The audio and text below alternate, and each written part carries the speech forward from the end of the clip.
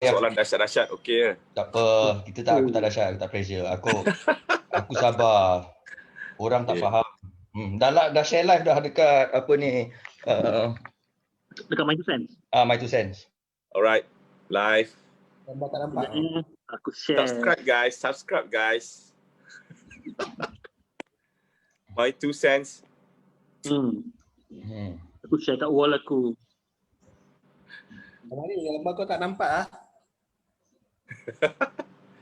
Buat apa tu?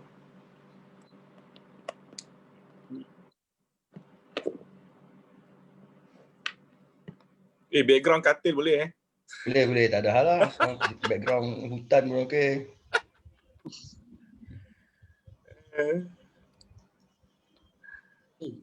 Okay, aku nak share kat Patriot juga.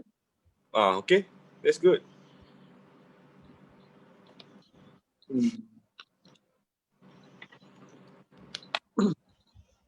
Krisis air bro. Gila.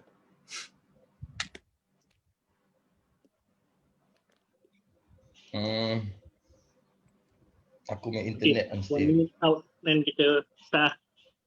Okay, sembang dulu. Aku akan jaga comment section dekat Facebook. So, korang boleh sembang dulu. Okay, shall we start? Okay, bismillahirrahmanirrahim. Assalamualaikum warahmatullahi wabarakatuh. Kepada semua yang menonton malam ni, ini adalah orang kata sesi sembang santai kita yang ketiga. Kita mula hari Ahad hari tu, so kita nak jadikan benda ni harian lah. So antara perkara yang kita bawa dalam sembang ni, sembang santai ni ialah kita akan ceritakan tentang isu-isu semasa dan apa yang tengah terjadi di Malaysia lah. Dan hari ini yang tengah hangat ialah isu air. Jadi hari ini saya Khalid ataupun Brad Pitt dengan Nami bersama dengan kami bertiga ialah saudara Kid ataupun Kide yang bertugas bersama Air Selangor. Dan hari ini saya nak orang kata kita sama-sama lah dengarkan ataupun selami apa yang sebenar-benarnya orang kata berlaku yang sehingga krisis air ni dia berpanjangan dan berlarutan. Okay, so first Kid, boleh tak terangkan sedikit, kenalkan diri, dalam section mana kau bertugas dan sebagainya. Okay, Assalamualaikum dan selamat malam. Nama saya Muhammad Hizir bin Amrun. Dalam Facebook, nama Muhammad Kide. Dalam IG, KidFX. So, saya bertugas di Lembaga Urus Air Selangor sebagai penolong jurutera. Skop kerja saya ialah apabila kes kecemasan berlaku, saya diminta untuk turun dan menyiasat sehingga ke pendakwaan lah. Dan kecemasan tu istilah dia dari segi apabila loji yang dioperate oleh pihak Air Selangor Sdn Bhd henti tugas disebabkan pencemaran sumber air, dan saya akan dikerahkan ke sana lah untuk menyiasat dan memastikan bahawa loji beroperasi semula dan tiada pencemaran sumber air berlaku. So kebanyakannya yang berlaku ni memang pencemaran daripada kilang ke macam mana? Sebab yang kes terbaru ni aku perasan kau ada kata dia bukan lebih kepada pencemaran. So apa yang sebenarnya terjadi dan betul ke memang punca masalah air ni daripada dulu ialah kilang-kilang ke ataupun Air Selangor sendiri masa isu apa orang kata Langat 2 dan sebagainya tu sendiri memang dah ada isu dah nampak akan jadi berlaku kekurangan bekalan. Okey, bismillahirrahmanirrahim. Pada tahun ini rekodlah bagi negeri Selangor bahawa banyak kes henti tugas loji disebabkan pencemaran sumber air, gangguan air tidak berjadual. Dan ini agak merisaukan kerana kes-kes seperti ini boleh menjatuhkan sebuah kerajaan. Walaupun di mana-mana negara maju sekalipun, memang akan mengalami masalah seperti ini. Dan kiranya pada tahun lepas, rekod menunjukkan tidak begitu banyak henti tugas loji. Cuma trend graf tu menunjukkan dia increase. Since 2017, dia memang naik, meningkat. Cuma tahun 2020 ni memang agak lagi hebat dia punya kes dia, meningkat disebabkan pencemaran sumber air. Sebelum ni mungkin disebabkan bencana alam. Since 2014 di mana rakyat krisis bekalan air di Selangor 2014 itu yang paling teruk. Di mana disebabkan fenomena La Nina. La Nina tak silap kan 2014. Water reservoir kering kontang. Kering kontang, level dia tidak mencukupi untuk supply air raw water kepada loji air. Jadi ini menyebabkan krisis bekalan air yang agak rumit lah di negeri Selangor pada tahun 2014. Selepas itu, kita Alhamdulillah di Selangor masih banyak mempunyai kolam ataupun bekas lombong biji timah yang telah ditinggalkan di dalam rizab kerajaan negeri. Jadi kolam-kolam ni dibangunkan untuk supply dalam 600 mld dan 300 mld. MLD means million liter per day. So dia boleh supply kepada loji dan loji tidak akan dapat kurang air lah. Dia boleh supply lebih banyak lagi air lah. Dan Alhamdulillah krisis kalau ada kemarau ke apa, kita boleh handle lagi. Cuma sekarang ni adalah trend pencemaran sumber air, di mana pencemaran ni dilakukan oleh manusia yang tak ada awareness terhadap pemeliharaan sungai.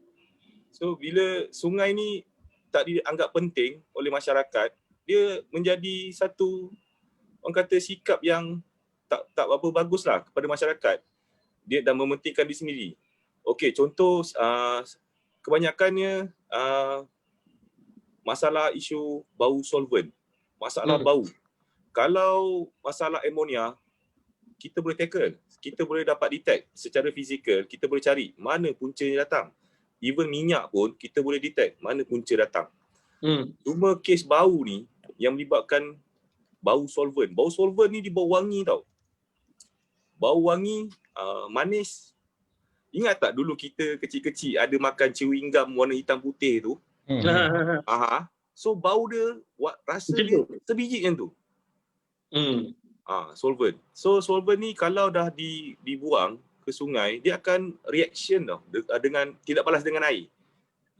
Dan dia salah satu sisa berjadual. Maksudnya sisa berjadual ni tak baguslah untuk manusia kan.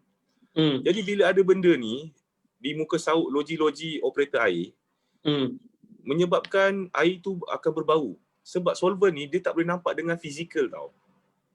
Bila dia tidak balas dengan air, dia larut dalam air, solvent ni, dia bertindak balas dengan air, kita tak nampak secara fizikal. So macam mana kita nak detect mana benda tu datang, mana benda tu punca? So kita menggunakan hidung lah. Kerana tiada alat lagi di dunia yang boleh detect, okay, ni bau apa, ni bau apa, ni bau apa. Tuhan anugerahkan hidung kita memang the best bro.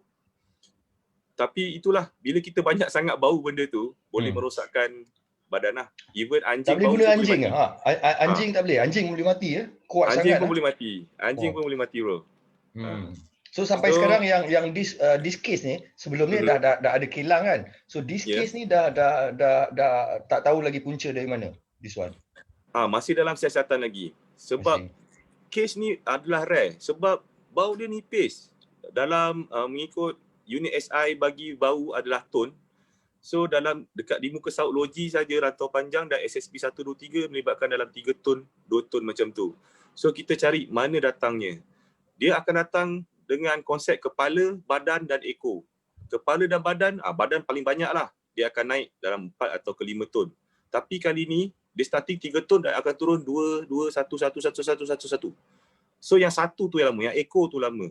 Jadi mungkin secara pembuangan dia tuang ke sungai tu, cara dia tuang tu mungkin agak orang kata sedikit berbanding dengan sebelum ni yang kes kilang yang ditutup tu, yang ditangkap tu kan. Okey. Saya pun ada pada masa tu juga dan isu tu masih lagi dalam siasatan, masih lagi dalam proses, nanti akan diproses mahkamah lah. Menunjukkan memang ada effluent yang keluar daripada kilang tersebut lah. Dia Dan, kalau ikutkan akta, apa orang kata mengacau ataupun mengganggu gugat sumber asas macam air ialah satu orang kata apa mengganggu gugat keselamatan negara. Ya betul. Adakah kau berpendapat macam tu juga? Dan kenapa walaupun dalam akta dia berbunyi begitu, maksudnya satu kesalahan yang berat, tapi rasanya kita seperti masih acuh tak acuh dengan ataupun tak memberikan hukuman setimpal supaya tak ada orang dah berani buat benda. Okey, ada. Kerajaan negeri juga ada untuk membuat pindaan terhadap enakmen Lembaga Urus Air 1999 di mana akan meningkatkan daripada 1,000 kepada 1,000,000. Okey, dan penjara dan akta polis bro, memang ada juga Seksyen 430 Kanun Keseksaan khianat atas air. Betul? Khianat atas air. Minimum 5 tahun penjara atau 30 tahun sehingga 30 tahun mengikut hakimnya keputusan lah. Dan penjara saya tak tahu berapa tahun, tak berapa ingat. Tapi dah ada orang kena ke? Ya, dan dengan 430 tu tangkapan secara terus. Tak ada perlu tunggu mahkamah ke apa, boleh tangkap terus, boleh reman 7 hari. 7 ke 14 hari. Macam itulah. So siapa nak merasa duduk penjara reman, bolehlah. Siapa berani nak cemarkan? Kita boleh detect pencemaran ni melalui loji air dan aduan orang awam. Ya. Kalau kita pasang CCTV sekalipun sepanjang sungai, dalam Selangor ada 2,984 batang sungai. Tak silap saya lah. Kalau salah boleh tolong betulkan. Banyak batang sungai yang kita nak pasang CCTV for what? Okey. Ya, sorry. Okey. Nak tanya satu soalan. Bisnis air kat Selangor aku pernah duduk Selangor. Aku sekarang duduk Johor lah. Tapi masa aku duduk Selangor dulu, aku dah duduk kat Selangor daripada tahun 90-an lagi. Daripada tahun 90-an lagi masalah bekalan air ni berlaku. So walaupun kita dah cakap ada enactment tahun 99, tapi kenapa masih lagi benda tu berlaku lagi? Kenapa krisis air ni masih berlaku lagi? Itu soalan aku lah, sebab aku tahu jugalah kenapa benda tu masih lagi berlaku. Aku just nak share kat sini lah apa orang kata kat air Selangor. Just nak tunjuk je lah. Okey, pasal sebabnya pembangunan semakin pesat di Selangor. Bila pembangunan semakin pesat di Selangor, alam sekitar kita kena kawal bro. Sekarang ni dasar kerajaan negeri dan dasar negara memang memperuntukkan untuk alam sekitar, untuk memelihara alam sekitar. Tetapi kebanyakan, macam mana cakap, kebanyakan nak kata kapitalis ke? Kapitalis lah yang tak nak invest untuk alam sekitar. Macam contoh, dia ada bahan chemical dalam kilang dia. Dia buat something, bahan chemical, tapi dia tak ikut peraturan dia, apa yang telah DOE buat, Jabatan Alam Sekitar buat, apa yang pihak PBT telah syaratkan dalam kebenaran merancang tu, dia tak ikut. Tapi kalau dia tak ikut, DOE boleh saman dia kalau dia orang buat check apa semua juga kan? Betul. Kalau dapat check, dapat tahu, memang katoi. Tapi nak check setiap kilang, berapa banyak kilang bro. Betul juga. Jadi benda macam ni agak menyukarkan daripada pihak kerajaan sendiri bro. Kita boleh bertindak, should be no problem. Walaupun ada anjing pitbull depan mata pun kita boleh masuk, tak ada masalah. Kita guna kad kuasa. Kita guna kad kuasa untuk masuk premis yang disyaki. Boleh bro. Tapi sampai bila? Aku pening sampai bila? Sebab aku bila dah sampai pencemaran bau ni, nak kata tewas, belum tewas lagi bro. Tapi kepayahan tu ada untuk mencari punca dia. Dia aku punya pandangan, dia sentiasa ada dua cara. Satu of course, first is education lah. Basically budak-budak semua macam tu kan. Okay. So mak bapak kita educate kan. Tapi bila dah educate tak nak dengar pun, dia rotan je lah basically kan kat situ kan. Tapi kau merasakan dah tiba masa untuk macam clamp down habis-habisan semua kilang haram ke apa benda ke, buat spot check kau-kau punya untuk selesaikan isu air, pencemaran air ni lah. Okey, untuk tindakan yang aku bagi tahu lah, untuk tindakan kerajaan negeri dah buat, pihak PBT di Sungai Gong aku fokus kat isu Sungai Gong sebab Sungai Gong ni paling dahsyat pada tahun ni. Okey, Sungai Gong terletak di Rawang dan di bawah pihak berkuasa tempatan adalah Majlis Perbadanan Selayang. Apa tindakan Majlis Perbadanan Selayang buat ialah mana-mana kilang yang tidak mematuhi, dia terus tutup perniagaan bro. Dia boleh ada kuasa untuk menutup perniagaan. Maksudnya tidak boleh menjalankan kerja-kerja perniagaan dalam masa tempoh berapa, selalu 7 atau 14 hari dengan notis. Setiap notis tu ada yang bagi sama ada dia menggunakan Akta Bangunan dan Jalan, Akta Peparitan dan Saliran dan Akta Kacau Ganggu Awam. Sekiranya loji henti tugas, loji air henti tugas, pihak PBT boleh mengeluarkan notis kacau ganggu awam di mana melibatkan masyarakat dan rakyat terganggu akibat tiada bekalan air. So benda ni pihak PBT memang telah menjalankan kerja. Mungkin isu-isu yang keluar di media juga memain peranan sebenarnya. Bila media tidak menunjukkan perkara yang sebenar, apa yang pihak PBT buat, that's why benda yang rakyat akan tengok macam apa ni, dengan nak masuk pun kena bagi salam ke, kena ketuk pintu ke. Macam tu lah. Kalau tengok Sungai Gong ni pun dikelilingi kilang semua penuh. Ya, dia ada 2 memang kawasan. Banyak sangat kilang. Ya, dia ada 3 kawasan. 3 kawasan iaitu Rawang Integrated Industrial Area, Taman Teknologi Rawang dan Sungai Bakau Industrial Area. So 3 kawasan ni memang kira hotspot lah untuk yang boleh mencemarkan ke Sungai Gong. Jadi kita buat kajian inventory. Kajian inventory ni PBT dah buat, Jabatan Alam Sekitar dah buat, pihak Lembaga Urus Air Selangor pun dah buat. So inventory ni kita akan tahu di mana kilang-kilang yang berdekatan dengan sungai yang boleh mencemarkan sungai. Dan benda-benda tu memang dah ada, kajian pun telah dibuat, kerja-kerja pemantauan pun sudah dibuat dan banyak dekat area situ memang kena notis bro. Memang kena tutup bro. Cuma sekarang ni yang kita bengang ni time malam-malam kan. Time malam dia tuang pelan-pelan dekat longkang, dekat jauh-jauh sikit tempat yang bersembunyi ke apa, dia tuang benda tu. Dan satu lagi trend, dia akan buang di manhole IWK bro. How can we detect? Please, how can we detect mana penjenayah tu tuang? Ada 2 kemungkinan lah. Satu daripada pencemaran, satu lagi yang memang purposely buat nak cemar. Yang lagi bahaya ni yang nombor 2. So ada 2 punca mungkin. Sebab aku rasa kebanyakan orang yang bila dikata pasal pencemaran sungai oleh kilang, dia mesti macam berpandangan kilang tu, daripada kilang tu ada keluar pipe, lepas tu chemical daripada kilang tu mengalir masuk sungai kan. Tapi sebenarnya bukan macam tu. Sebenarnya diorang ni malam-malam keluar bawa tong-tong, lepas tu buang kat tempat-tempat pencil apa benda semua kan. Buang kat manhole. Buang kat manhole IWK. Bukan IWK. IWK betul lah. Kalau tak, how do they dispose of this chemical sebenarnya? Macam mana?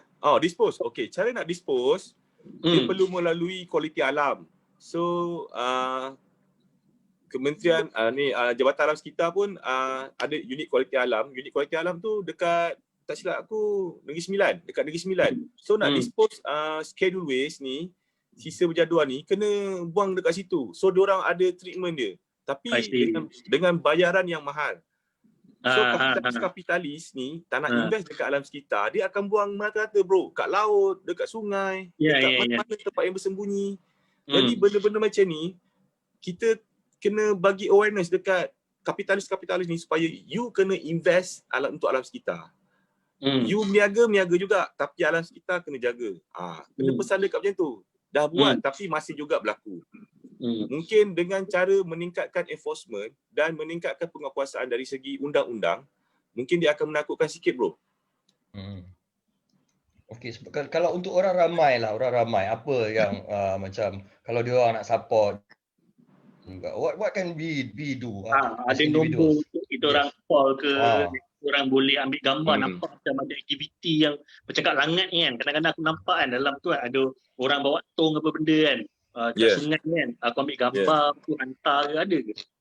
Masyarakat kena prihatin dalam isu ni supaya perlu aware dengan persekitaran.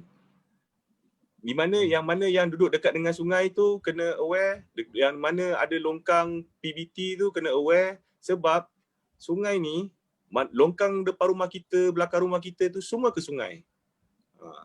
Dia akan pergi the lowest point. Air ni dia akan pergi the lowest point. So dia mesti akan pergi ke sungai macam mana pun. Alhamdulillah sungai ni dicipta oleh Tuhan, ada melalui proses pencairan. Maknanya kalau ada lemak babi jatuh masuk dalam sungai pun, dia akan samak dengan sendirinya bro. Melalui proses pencairan tu. Macam mana? Aku baru tahu benda ni, amazing. Proses pencairan, itu kelebihan sungai. Cuma kita tak menghargai sungai, kita kotorkan sungai apa semua. Itulah. Jadi dan di sungai juga banyak habitat haiwan. Contoh kelip-kelip, kelip-kelip pun kita jaga juga. Macam itulah. Bro, aku baru baca cerita ni, ada investment 2 juta untuk beli drone. Benda ni dah jalan drone. Isu drone. Isu drone untuk 2 juta, drone ni, dia punya kelebihan dia boleh ambil sampah dekat air, dia boleh ambil sampel kat air, dan dia boleh detect penjenayah yang mencemarkan sungai. Sekiranya diterbangkan lah. So dia ada ground station berbentuk van. Ground station dia berbentuk van lah. Jadi dah lama dah, bukan baru ke? Ya? Dah lama dah, bukan baru ke? Nama dia Aerodyne. Tak tahulah, rasanya negara luar dah pakai lah. Aerodyne. Untuk isu tu, dia bagi servis dia apa semua untuk maintenance sekali, untuk warranty apa semua, mungkin melibatkan 2 juta. Dan bajet tu memang kerajaan negeri invest untuk alam sekitar kita, untuk sungai, supaya terpelihara lah. Bukan itu saja, macam-macam lagi untuk menubuhkan skuad yang orang kata skuad yang akan memantau secara 24 jam, kerja secara shift. Ada reward 20,000 betul tak? Ya, betul. Tapi 20,000 tu reward dia sampai tertuduh didakwa ke mahkamah. Kalau dah dakwa baru dah boleh dapat kandang. Okey, aku boleh usahalah. Boleh. Yang drone ni berapa lama dah start ke baru nak start? Sorry, apa? Yang drone tu, Hikmat drone from Aerodyne tu, dah lama pakai ke baru nak pakai? Baru nak pakai Aerodyne. Sebelum ni kita pakai drone yang biasa, DJI, Phantom 5, Phantom 4 kan. Mula-mula pakai bro, kita memang adalah masalah teknikal, di mana terbang masuk lumbung. Terbang masuk lumbung. Mana nak cari? So itu memang mula-mula, tapi at the end kita dah diberi kursus, diberi latihan. Alhamdulillah so far okey. Cuma Aerodyne ni pun kena ada kursus lagi sebab dia melibatkan ground station dia, pakai macam van tu So ada ground station apa semualah. Negara luar pun ada pakai. Dia ada install any macam laser perimeters ke untuk check suhu ke, movement ke, ataupun heat signature ke? I'm not sure bro. Tapi dia boleh ambil sampel, dia boleh kutip sampah dekat air, dan dia boleh detect penjenayah yang buang ke sungai. Buang santi ke sungai. Dia boleh detect. Sebab isu drone ni 2 juta yang people start googling, tengok berapa harga model tu, 50,000 apa benda ni semua. Sebenarnya drone ni dia tengok pada application apa. Ada setengah application kita akan add on to the drone untuk detect benda, heat signature dan sebagainya. Sebab dalam artikel tu tak bagi tahu, just bagi tahu model drone. Jadi bila orang dengar 2 juta, orang melompat apa benda drone murah benda ni semua kan. Kan? Padahal nak maintain the drone, nak ada training kalau tidak drone hilang kena ada ni kan. Benda tu. Aku macam on that, aku rasa macam kerajaan Selangor ni antara kerajaan yang kaya. So tu ni starting. Cumanya hopefully adalah hasil. Maksudnya ada yang betul-betul ditangkap, didakwa dan apa benda ni semua kan. And barulah orang rasa macam okay lah 2 million is worth it lah kan. Pencemaran pun dah lama tak berlaku dan sebagainya. Okay, let's move on daripada pencemaran. Let's talk about capacity apa orang kata air Selangor punya empangan ataupun reservoir. Is it true that sekarang ni kita punya reservoir hanya 5% je? Maksudnya 5%? 5% digunakan ke macam mana? Aku pun yang aku tahu macam okeylah, contoh kalau ada apa-apa isu yang kita ada reservoir untuk kita guna sementara kita settlekan isu tu hanya 5% ke bukan? Mungkin benda tu kau okey bro, sekarang empangan kita empangan kita simpan bro empangan, sebab empangan tu kita tak boleh minum air direct. Okey. Empangan ni macam contoh empangan Sungai Batu di Ulu Yam tu itu dijadikan sebagai empangan tempatan banjir untuk mengelakkan banjir di kawasan-kawasan Selayang apa semualah. So empangan Sungai Batu tu memang dicipta untuk lah, tapi bukan untuk pengairan kepada loji operator air. So untuk empangan Sungai Selangor, empangan yang terbesar di Selangor, dia meliputi 63% penduduk Selangor yang berharap daripada Sungai Selangor tersebut. So dalam Sungai Selangor pun ada banyak loji air yang membekalkan kepada penduduk Selangor lah. Dan kita juga ada empangan di Tasik Subang dan juga empangan Kelanggit serta Ampang water intake lah. Jadi empangan-empangan ni di empangan Sungai Selangor dan empangan Sungai Tinggi kita ada 7 empangan di Selangor. So empangan Sungai Tinggi dan empangan Sungai Selangor ni function dia bukan untuk simpan air lagi dah. Sekiranya berlaku pencemaran di loji air, di muka saut loji air, kita akan lepaskan air empangan. Macam contoh yang baru-baru ni, insiden baru-baru ni, kita lepaskan 500 MLD, 500 juta liter sehari air empangan daripada Sungai Tinggi dan empangan Sungai Selangor untuk orang kata untuk bawa benda-benda yang solvent yang tercemar ni pergi ke belah hilir lah, pergi ke belah laut untuk mempercepatkan. Jadi usaha tu alhamdulillah berjaya. Kalau tidak mungkin kita seminggu atau 2 minggu tak ada air. Jadi dengan pelepasan air ini deras dan kedalaman air pun akan jadi tinggi dan dia akan bawa yang mana tersangkut bahan-bahan dekat muka saut ni ke apa, dia akan bawa sampai terus pergi ke hilir lah. Jadi pencemaran akan cepat berkurang lah dan bau juga akan cepat berkurang akibat aliran air yang banyak melalui daripada empangan Selangor dan empangan Sungai Tinggi. Empangan Sungai Tinggi ni akan masuk ke Sungai Selangor dan dia akan bertembung dengan Sungai Selangor dan terus pergi ke loji. Bila pergi ke loji, bahan-bahan pencemaran yang ada ni dia akan dibawa terus. Dia tak akan melekat dah. Dia akan bawa terus. Jadi melalui proses dilution, pencairan di dalam sungai. Ini keistimewaan empangan kita sekarang ni. Bukan untuk air terawat dah. Untuk membasmi pencemaran sumber air. Projek Langat 2 ni macam mana? Projek Langat 2 ni orang tanya. Projek Langat 2 dia boleh cover masalah pencemaran, masalah ni itu ada orang tanya dekat Facebook ni.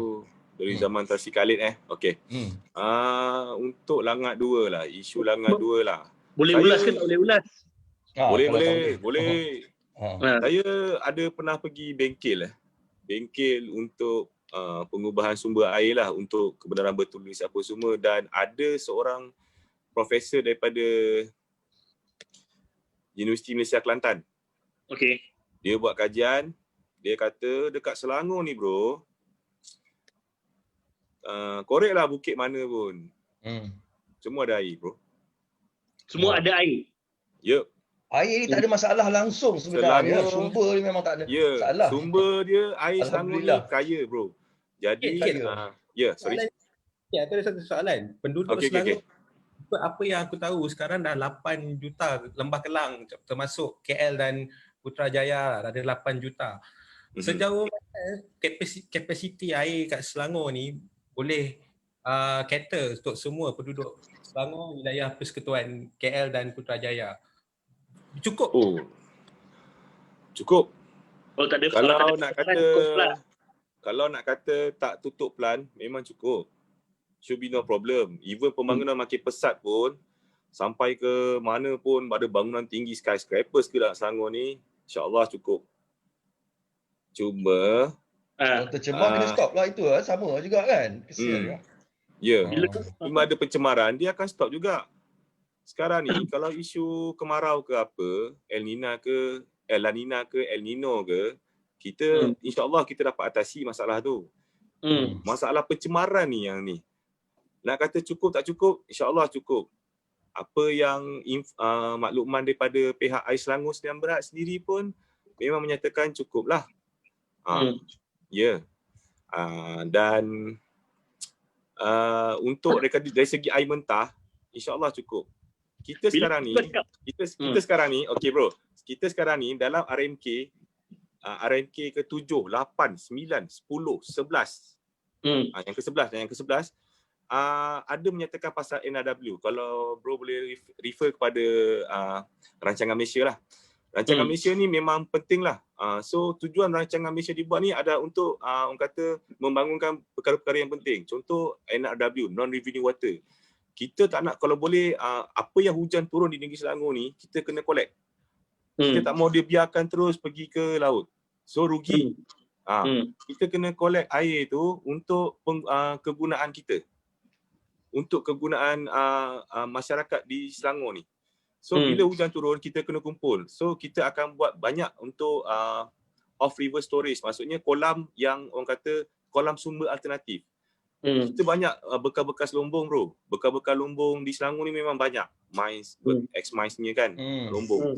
Jadi bekas lumbung ni kita boleh jadikan dia sebagai sumber alternatif. Sekiranya berlaku kemarau ke apa, air inilah yang akan supply kepada kita untuk kita minum, untuk kita ni. Tapi dirawat dululah, bukan tak rawat dirawat. Dan dia pun tak pump sampai ke dasar. Tapi kita dah implementasikan ke benda ni? Belum lagi kan? Dah. Kalau bro tengok Horas 600, itu salah satu langkah kerajaan negeri lah untuk isu yang 2014 tu kan. So dapat atasilah. So apa kemarau pun insyaAllah boleh. Cuma pencemaran ni, bila pencemaran, loji kena tutup. Loji kena ikut WHO punya standard.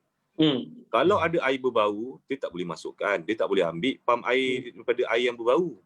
Kalau air sungai berwarna, dia pun tak boleh ambil juga. Dia akan kacau pH apa semua. Dia akan, kita ada standard dia bro. Macam contoh pencemaran pula, bukannya dari segi chemical saja, dari segi najis pun, amonia pernah berlaku. Tapi kita boleh detect. Sebab najis ni banyakkan daripada ladang-ladang ayam, ladang kandang-kandang lembu. Ladang-ladang ayam yang besar-besar tu, yang mana tidak membuat kaedah secara tertutup, memang banyak kantoi bro. Banyak kantoi bro. Sampai kita dah tutup, kita dah tutup di premis ni antara pengeluar telur antara terbesar di Asia Tenggara. Seminggu 1.2 juta telur dia boleh keluarkan. Berapa banyak lah tu dia buang. Kita dah tutup dah bro. Kita dah tutup dah. PBT dah tutup dah. Saya tak nak bagi tahu premis apa. Dia banyak jual dekat NSK, kat Giant ada. Okey. So banyak kali dah berlaku. So kita dah tutup lah dia punya ni, tapi buka balik sebab KPDN KK kata kalau tutup ni harga telur akan naik.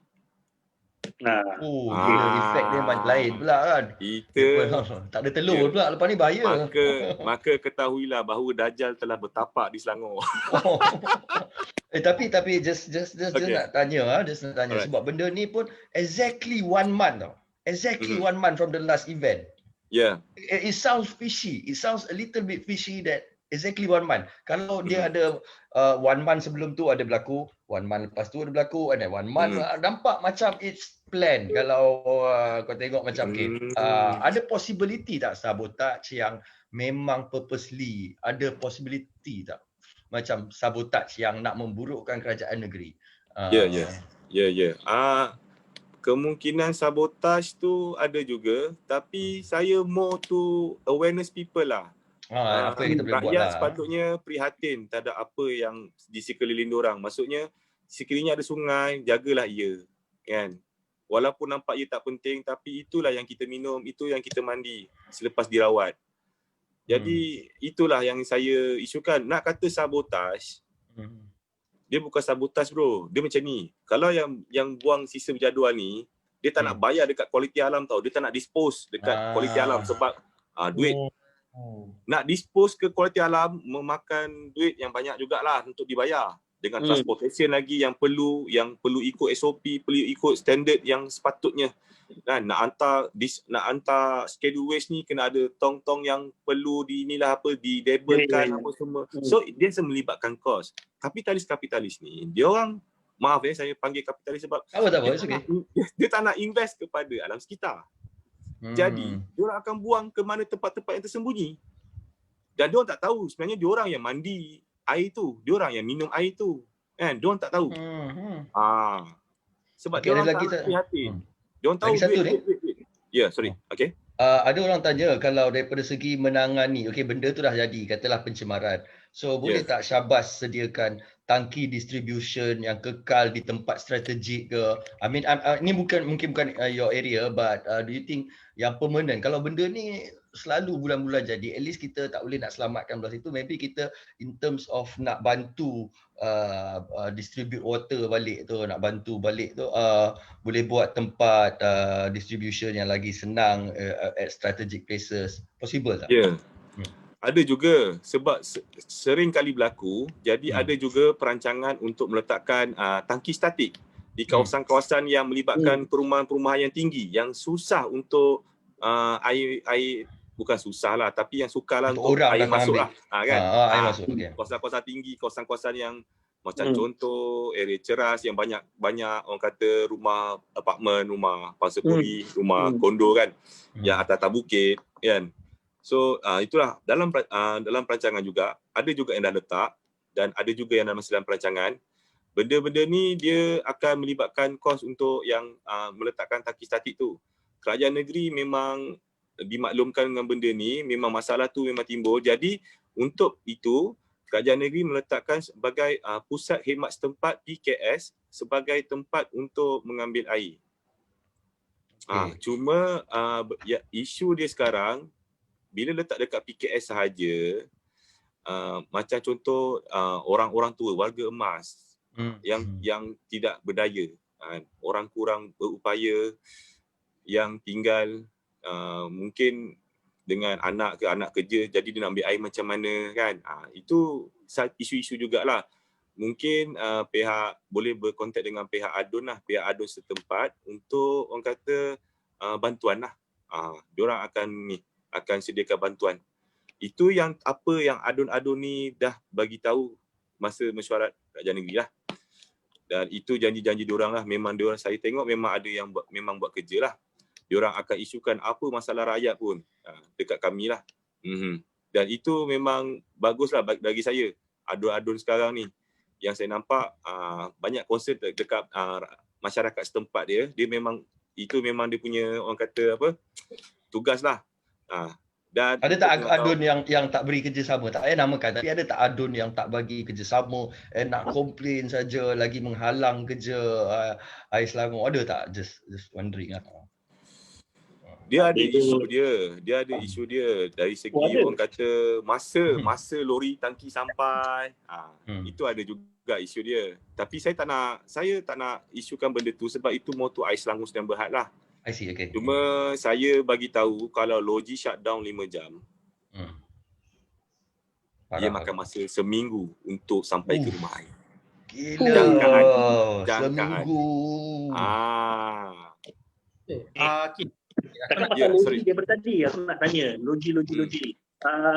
Pernah sekali jadi kes satu isu tu, masa tu bukan pencemaran, kita punya pump rosak and then sebab pump tu overwork and then yang kita punya apa orang kata backup pun hancur. Dah kata ke isu tu ke masih isu yang sama?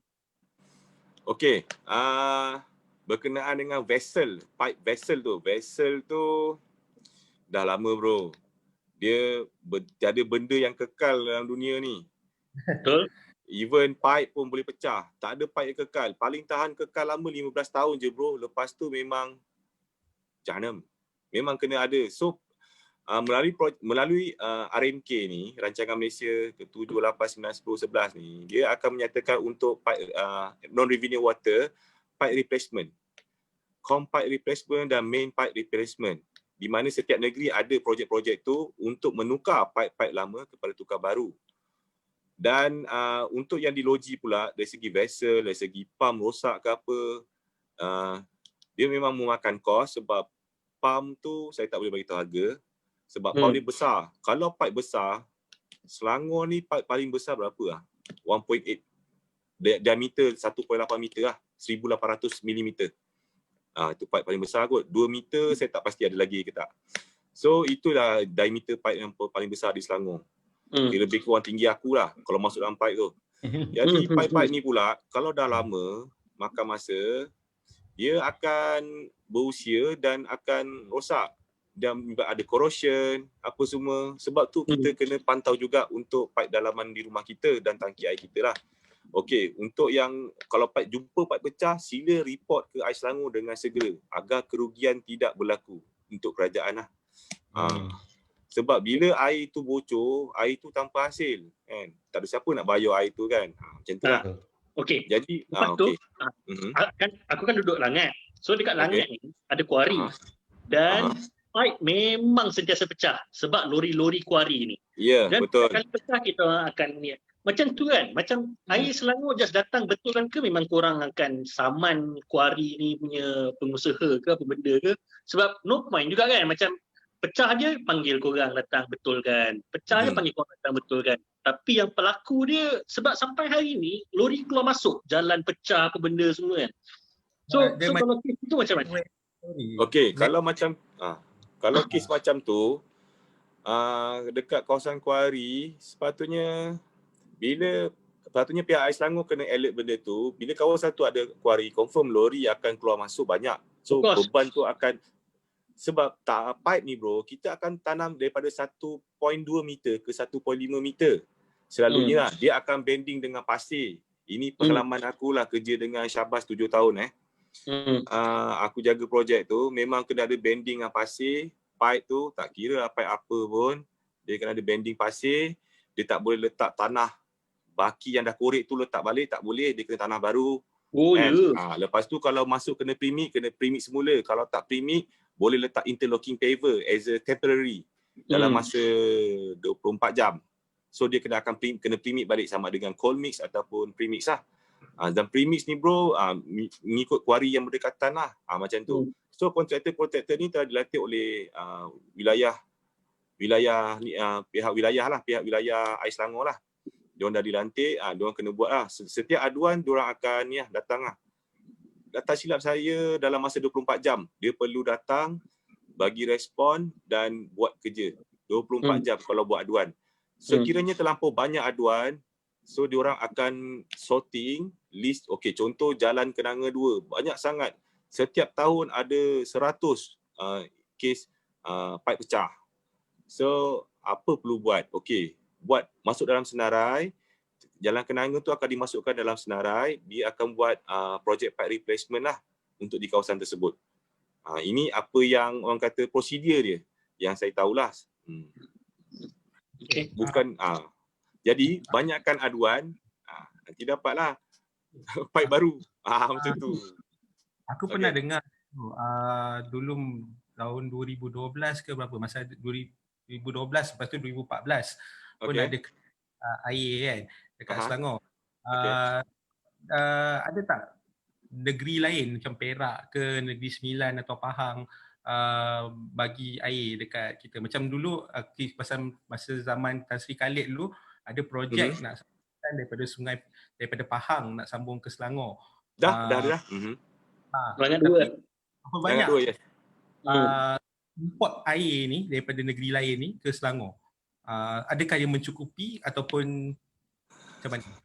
Okey, untuk pengetahuan, setiap negeri ada boundary meter lah. Boundary meter ni meter sempadan di mana Perak boleh salurkan air ke Selangor, Selangor boleh salurkan air ke Perak. Tapi kena perjanjian dan ada bayaran dia lah. Mengikut kecemasan ataupun ada something yang orang kata bencana ke apa, boleh bantu. Negeri Sembilan pun ada. Pahang ni dia masuk daripada Sungai Semantan masuk ke Loji Langat 2 lah. Ada terowong pun semua tu kan. So labuhan dagang pun labuhan dagang di Banting, di Kuala Langat dah siap. So dia boleh menampung lah untuk penduduk di sekitar sana. Okey, untuk isu yang sempadan ni, untuk pipe ni memang ada lah. Orang kata dia ada perjanjian diorang lah zaman dulu-dulu punya kan. Tapi boundary meter tu dia tutup lah. Valve tu dia tutup lah. Kalau ada bencana ke apa yang memerlukan bantuan, pakailah. Baru pakai. Dia ada perjanjian dia lah. Kena tahu, kena tanya yang lebih pakar bab tu. Tapi aku pernah jumpa lah. Sebab dulu Tanjung Malim, Syabas yang supply. Oh, okey. Okey. Sekarang diorang dah ada lembaga air Perak kan. Mungkin dah. Okey lah. Saya tak pakai dah kot. Rasanya lah. So maknanya Selangor dulu pernah kaya air sampai boleh supply ke Tanjung Malim kan? Ya betul. Dekat UPSI, area UPSI tu. So diorang kena bayar dekat Kuala Kubu lah. Bayar Syabas punya bid. Sekarang rasanya tak. Tanjung Malim pakai lembaga air Perak kot. And then, seterusnya yang isu dia sekarang adalah sekiranya pencemaran itu berlaku di sungai yang melibatkan sempadan negeri. Itu pun masalah juga. Kita hadapi juga masalah tu. Oh, yang Negeri Sembilan pun yang ada kan di Sungai Buah dekat Pajam melibatkan daripada belah Negeri Sembilan. Bahan tu telah dibuang berdekatan dengan sungai dan sungai itu mengalir ke Selangor. Dan loji di Selangor tutup. Loji Selangor tutup. Juga kalau ada accident dekat Lebuh Raya Plus yang melibatkan sampai ke Trolak, dia boleh jatuh ke Selangor bro. Kalau contohnya dia bawa minyak sebanyak dalam berapa puluh ribu liter dalam tangki kompartmen tu, minyak, tumpah bro. Orang paling risau adalah aku sebab aku akan ke Perak. Daripada sempadan Selangor sampai ke Trolak tu, kalau jatuh any chemical ke apa, dia boleh sampai ke Selangor bro. Melalui lembangan Sungai Bernam. Ya, sorry. Aku nampak kau post dekat FB kau yang ada lori terbalik, lori tanker terbalik kan. Masuk lori dalam tangki. Itu lori konkrit yang di Siput tu. Kan masuk ke apa ni kan, kau cakap ni ada kebarangkalian kena tutup lagi ni kan. Aku cakap memang ada kebarangkalian. Nasib baik bertindak pantas, kami suruh pihak Vmix Konkrit tu lah, dia tak salah pun sebab bukan salah dia kan. Masalah teknikal daripada kenderaan dia melibatkan dia tergolek masuk ke alur. Nasib baik pemandu dia tu sempat lompat keluar. Kalau tak memang maut bro, dia punya tu dah penyek bro depan. So minyak yang jatuh tu dengan konkrit yang tumpah tu kami suruh pihak dia clearkan lah. So dia bekerjasama sebab kalau kita lantik kontraktor panel kami untuk membersihkan berjuta bro. Baik dia akan claim kepada syarikat tersebut lah. Tapi sekiranya dia tak nak, dia nak buat sendiri, okey, percepatkan. Kami akan tunggu sampai clear bro. Sampai minyak dah tak ada apa, clear bro. Sebab alur air tu, alur ladang kelapa sawit, dia akan mengalir ke Sungai Selangor bro. Jarak dia dengan loji hanya 2.7 km sahaja. Agak merisaukan bro. Tapi kan satu benda lah yang aku syukur lah kita dapat berborak hari ni adalah macam yang kau sebut pasal longkang lah. Maknanya every longkang dia akan mengalir ke sungai balik. Dan aku rasa tak ramai yang macam yes, aku baru tahu juga. Kita tak aware tau benda ni. Kita bajet longkang je lah kan benda tu semua kan. Jadi kita buang sampah ke apa benda kan. Hal benda tu semua mengalir balik ke sungai. Betul. Dan kadang-kadang kita sendiri pun buat pencemaran kecil-kecilan. Kita sendiri pun tak sedar kan benda tu kita buat. And so lepas ni kalau siapa yang tengok, siapa yang ni, ketahuilah bahawa longkang ni memang kena jaga. Longkang yang kita buang sesuka hati barang ke apa benda semua. Ada seminar aku pergi, ada profesor daripada mana entah, aku pun tak ingat lah kan. Dia ada bagi tahu, kita nak jaga sungai ni kena jaga longkang dulu. Kita nak jaga laut, kita kena jaga sungai dulu. I see. Alright. Dia punca dia juga. Sebab longkang ni memang ke sungai, even daripada loji Indah Water pun dia akan ke sungai. Dan dia akan buat pelepasan effluent tu mengikut standard piawai yang telah ditetapkan oleh kebangsaan. Macam contoh, dia nak keluarkan tu, dia kena kurang daripada 50 ke 60 mg per liter parameter ammonia. Ammonia ni jenis najis lah. Ammonical nitrogen. Aku dah beli ikan dia mati sebab ammonia juga. Just nak cerita lah. Sebab tai ikan dia tak bersih. Dia tak ada bakteria lagi, dia mati. So dia diracun. So bila aku tengok depan mata tu, aku baru tahu bahayanya ammonia ni. Sebab bila ammonia tinggi, BOD, COD akan turun. Jadi tak ada oksigen dalam air. So ekosistem akan mati. Okey, lagi satu pencemaran untuk ammonia ni, kalau di sungai ternampak banyak bangkai ikan. Ni pun mungkin juga. Itu adalah pencemaran. Macam kes di utara, kes yang melibatkan daripada ladang ayam, dia melepaskan tai ayam dan telur tembelang semua, menyebabkan loji shutdown. And then banyak bangkai ikan mati sebab BOD dan COD dia dah berkurang. Jadi tak ada oksigen di dalam air. Diorang tak boleh hidup. Ikan tak boleh hidup bro. So ikan akan mati. So apa Jabatan Perikanan akan buat, dia akan ambil sampel ikan tu, yang tengah nyawa ikan tu. So insang dia tu akan dibawa ke makmal dia di KLIA, dia akan kesan apa yang ada dalam, apa yang menyebabkan ikan tu mati. Dia boleh tahu. So itu pun salah satu indikator lah untuk mengukur pencemaran lah. Jabatan Perikanan pun ada banyak kerjasama dengan kita bro. Sekarang ni macam aku baca news 162 kawasan dah ada air kan. By now dah okey banyak lah. Tinggal sikit je kawasan air rumah aku pun dah ada. So by tomorrow rasanya dah settle lah kot kes untuk bulan ni lah. Untuk bulan Auzubillah. Mungkin ada banyak orang itulah. So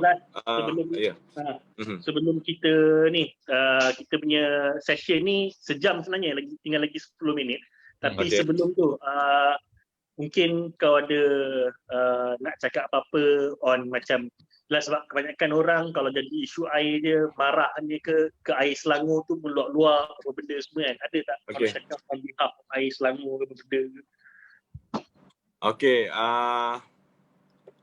Firstly, poin pertama saya adalah kita jangan anggap pencemaran yang banyak berlaku ni sebagai satu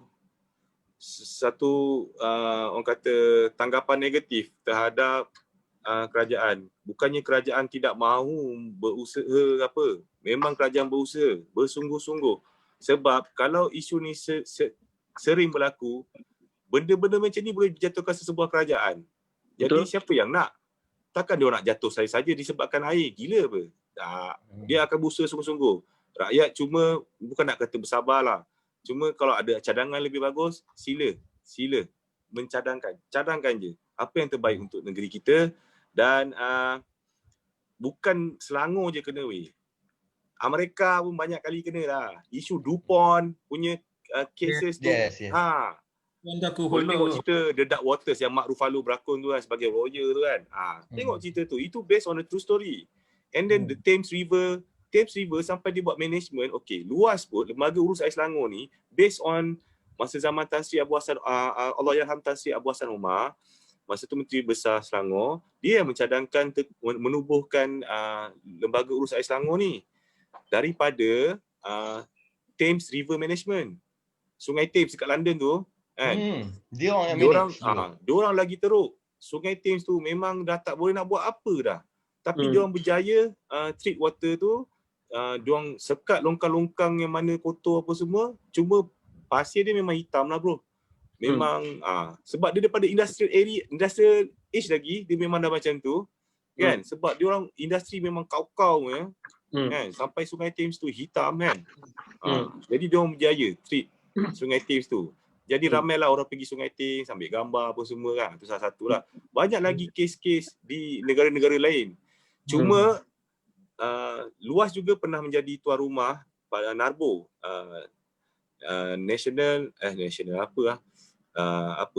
Asian River Basin Organisation.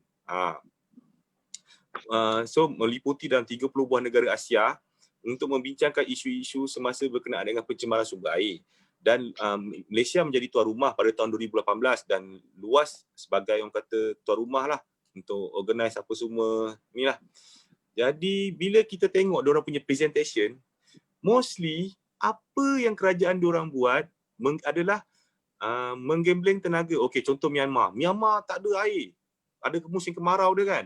So dia bersama dengan rakyat setempat, kerajaan dengan rakyat berganding bahu, menggambling tenaga untuk membuat satu orang kata perairan untuk pertanian-pertanian supaya zaman kemarau pun boleh bercucuk tanam lagi. So tiada masalah untuk hasil dalam negeri lah. Jadi diorang buat macam tu. Di Indonesia pun sama bro. Dan di Filipina pun daripada orang panggil apa Lagoon, ada lake tu. Lake apa entah, Laguna Lake. Laguna Lake ni orang kata memang tak boleh treat langsung bro. Sebab banyak setinggan di sekitar dia. Pasir tu pun besar. Tapi diorang berjaya menurunkan parameter amonia. Dan saya mengucapkan syabas lah kepada pihak Filipina lah. Berjaya treat water macam tu kan. Banyak lagi. Di Thailand apa semua macam-macam diorang dah buat. Di Sri Lanka. Jadi diorang mengongsi cerita. Orang Selangor ni kena berhenti komplain pasal Kelantan kot. Ni karma pasal asyik komplain Kelantan je. Aku rasa ni karma ni asyik kutuk je. Tapi aku pernah pergi Kelantan. Kau cakap pasal punya sungai dulu teruk apa benda ni semua, dan diorang terpaksa tutup dan sebagainya. Kau cakap pasal kerajaan Myanmar bila dia bersama dengan rakyat, dia gembling tenaga dekat isu kemarau benda semua kan.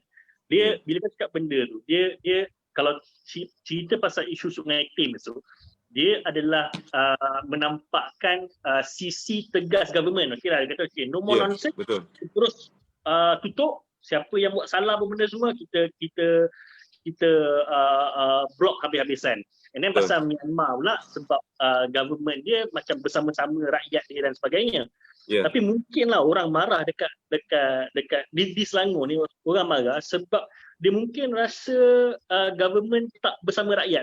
Apa yang berlaku di belakang tu tak pastilah kan benda tu kan. Tapi dekat media memang hancur habis. Memang hancur habis dekat media on bila jadi isu ini apa benda ni semua. Jadi aku rasa itu gap yang mungkin orang orang tak boleh nak cerna. Jadi orang jadi marah kan. Orang jadi marah, orang rasa kalau perasan ada yang sekali tu terletak dekat Instagram mandi dekat swimming pool tengah orang tengah tak ada air dan sebagainya benda tu kan. Benda ngebuatnya orang tengah tak ada air boleh. Bagi kit cerita pasal Kelantan aku nak dengar. Aku interested sebab aku rasa kita dia pernah pergi Kelantan. Okey. Aku pernah kerja di Kelantan. Aku telah bekerja untuk Puncak Niaga untuk Army Camp, One Army Camp punya projek, which is tak jalan lah projek tu. Tapi aku buat kerja survey lah di Kelantan selama 9 hari lah. Okey, aku rasa aku nak sentuh yang bab ni dululah yang Bro Jamali bagi tahu tu. Pasal rakyat tertekan dengan masalah yang sering berlaku lah. Nampak macam kerajaan tidak ambil peduli ke apa, masih ada tiba-tiba ada isu yang lori tangki tu sampai ke rumah menteri besar ke apa kan, swimming pool, isu pergi ke Sabah ke apa kan. Okey, yang isu tu, isu air ni, kerajaan negeri bukan tak ambil tahu bro, ambil tahu. YB Exco memang memainkan peranan yang aku respect lah. Kan? Diorang memang takkan nego apa pun dengan pesalah-pesalah ni. Walaupun cuba cakap selain daripada bahasa Malaysia pun, diorang tak nak nego langsung. So YB kita, Exco kita memang memainkan peranan lah. You salah, tetap salah. No negotiation. Salah tetap salah, hukum. Okey. Kuil pun kita orang nak roboh. Surau pun kita orang nak roboh. Kandang lembu kita orang nak roboh. Kan? Apa lagi kita orang tak buat? Semua dah buat. Dari segi merobohkan struktur untuk kolam ternakan pun dah bro. Apa lagi? Kolam kilang pun dah tutup. Kita bukan nak puji kerajaan negeri lah. Cuma mungkin rakyat tak nampak lah. Mungkin rakyat nak lebih lagi, more lagi. Kan? It takes time untuk negara-negara maju. Sebab negara-negara maju memang mengalami masalah ni bro. Mana-mana negara maju pun, kita ke arah maju bro. Ya, industrialization lah kan. Ya. Macam China lagi best. Dia maju dulu, develop dulu. Alam sekitar kemudian. Tapi dia berjaya bro. Tasik Xiamen di China tu daripada kotor sampai sekarang orang dah boleh mandi dah. Dia treat water tu. Tak mustahil. Bak kata Dr. Zaki Zainuddin lah daripada UM dia bagi tahu, dia pakar water quality lah. Dia bagi tahu untuk masalah sumber air ni semua boleh selesai dengan teknologi. Semua boleh selesai dengan teknologi. Ada je teknologi tu. Cuma kena melibatkan kos lah, duit. How to invest semua. So dengan drone 2 juta tu, orang akan cakap tak berbaloi. Tak apalah, tengok nanti kalau keberkesanan dia macam mana. Kita tengok dulu. Macam dulu kata KLCC ni rugilah, KLIA rugi lah sekarang. Yes. Macam itulah. Okay. Okay, melibatkan yang Kelantan Saya tak nak isu air di Kelantan. Orang Kelantan pun tak kisah pun air kecil pun. Air walaupun dia tekan angin je keluar kan, diorang tak kisah. Diorang ada air telaga apa semua, betul. Bila saya bila saya buat kerja betul bro, bila saya buat kerja bro, saya mendapati memang teruk lah. Dia pump air daripada sungai Macang tak silap. Pump air untuk ke camp tentera lah. Air dia dah klorin apa semua dah mengikut proses aeration, filtration, still lagi air dia berwarna bro, air teh tarik. Jernih sikit-sikit je. So memang teruk lah dia punya ni. Tapi alhamdulillah untuk untuk pengurusan lembangan sungai Kelantan yang konsultan dia daripada Jepun pun ada bro. Untuk orang kata itu yang Tuan Ibrahim Tuan Muan Menteri Kasar kita bagi tahu, makan masa 30 tahun. InsyaAllah akan selesailah di Kelantan. Dia tak ada nampak macam teruk sebab dia media tak attack sangat. Aduan pun diorang macam endah tak endah ke saya tak tahulah kan, tapi memang ada yang air kecil, ada yang air okey. Ini kan? Bila bro pergi pergi 2011 ni dah 2019 masih lagi 9 hari di Kelantan bro, kita buat kerja. Orang Kelantan memang istiqomah, respect. Saya mendoakan agar negeri Kelantan maju dengan air yang bersih semualah, insyaAllah. Boleh tu. Dalam perancangan semua, jangan risau. Kan? Cuma kena perlukan kos yang banyak lah. Itu je lah. Negeri-negeri lain pun sama. Even kami datang ke Sabah pun memang orang Sabah kata, Melah Syabas ambil alih sini kan. Sebab sana masih Jabatan Bekalan Air Sabah lagi lah. Itulah yang apa pengalaman-pengalaman saya satu Malaysia lah, dah round untuk kajian sistem bekalan air apa semua, saya dah round satu Malaysia lah. Tapi tak adalah saya nak isytiharkan sebagai saya pakar dalam air, tak. Masih banyak jangan tinggal belajar lagi. Jangan tinggal nombor telefon, jangan tinggal apa-apa, nanti orang cari kau, aku risau pula. Orang Malaysia ni dia kalau marah dia tak fikir apa dah, dia memang lepas je. Tak ada anger jangan management, ikut tak ada. emosi. Yes. Kita fikir kalau orang tu buat sekali buruk, takkan selamanya buruk. Mesti ada kebaikan. Betul. Jadi kita ambil yang kebaikan lah. Yang buruk tu kita jangan ikut. Okey. Macam rakyat ada hak untuk beri cadangan, komen, untuk orang kata penambahbaikan, perlu. Sekiranya rakyat ni mengikut je, tunduk je. Betul. Hancur juga negara, bro. Sebab PM pun manusia juga. Kan? HR walaupun ada dalam setiap sektor swasta ke sektor kerajaan ada HR pun tak boleh nak kontrol semua staff dia. Kan? Itu di organisasi yang kecil kan. Jadi sebab otak manusia semua lain-lain, bro. Betul. Kan? Dapat sekepala 4 orang macam ni sembang pun alhamdulillah. Kita sabar je. Thank you so much. Aku rasa aku dah ilmu air aku dah bertambah lah. So kurang sikit lah air tendang kepala sikit lepas ni. Doakanlah kami dapat cari punca penjenayah yang mencabar. InsyaAllah. 20,000 tu aku nak try lah besok round-round naik motor je. InsyaAllah. Pihak JAS pun ada juga bagi reward pada siapa yang ni lah.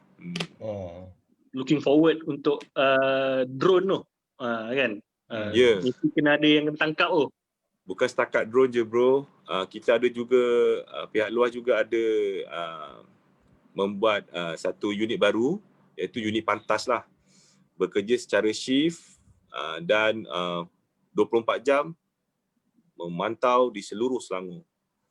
Baguslah kalau komunikasi ni selalu berada. Kalau benda ni ada semalam ke 2-3 hari lepas, orang macam okey dah tahu. And dia orang nak nampak orang kerja lah. Kalau tunjuk video pergi sana pergi sini, tapi susah lah juga. At least communication tu kena biar berkesan, nampak kerja, berkesan. Itu je. Sebab bila senyap, itu memang aku buat social media, kalau kau tak kami tak nampak kau orang keluar lagi, itulah kami kutuk kau.